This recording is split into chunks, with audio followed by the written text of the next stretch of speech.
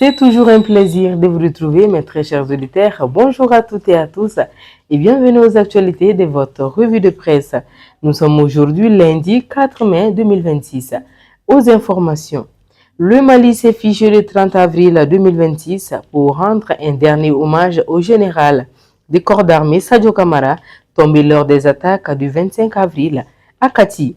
Les obsèques nationales présidées par le général d'armée Assimi Goïta se sont tenues sur la place d'armes du génie militaire, marquée par une veillée funèbre, des témoignages et la lecture de l'oraison funèbre. Dans cette dynamique de mémoire et de transmission des valeurs citoyennes, le programme à l'école de la citoyenneté s'élargit avec une 5e cohorte de 200 jeunes venus du Mali, du Niger et du Burkina Faso, dont des personnes déplacées et des réfugiés.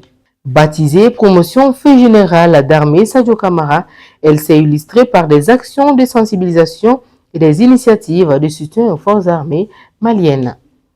La cérémonie de clôture s'est tenue le samedi 2 mai au Palais des Pionniers sous la présidence du ministre de la Jeunesse et des Sports, chargé de l'instruction civique et de la construction citoyenne, Abdul Kassim Ibrahim Fomba. Par ailleurs, l'actualité nationale reste marquée par des préoccupations sociales. L'annulation des vols initialement prévus par la compagnie égyptaire pour le Hajj 2026 suscite une vive inquiétude parmi plus de 4000 pèlerins.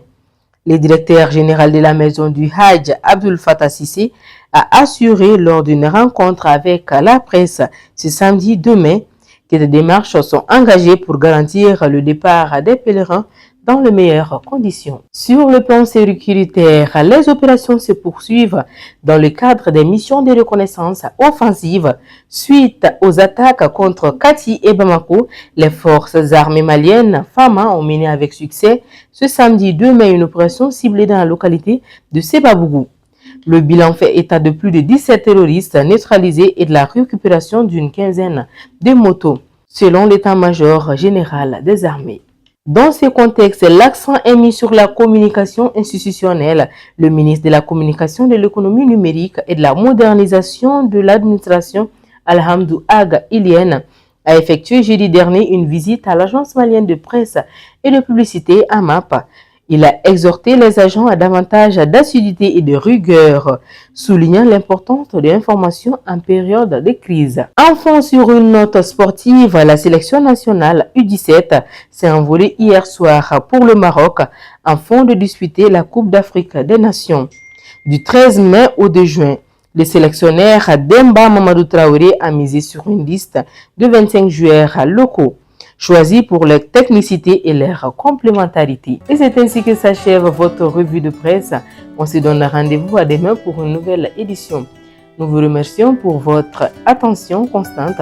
N'oubliez surtout pas de nous suivre à travers votre site web www.lesor.ml et sur nos plateformes digitales d'information. Merci et bon début de semaine à toutes et à tous.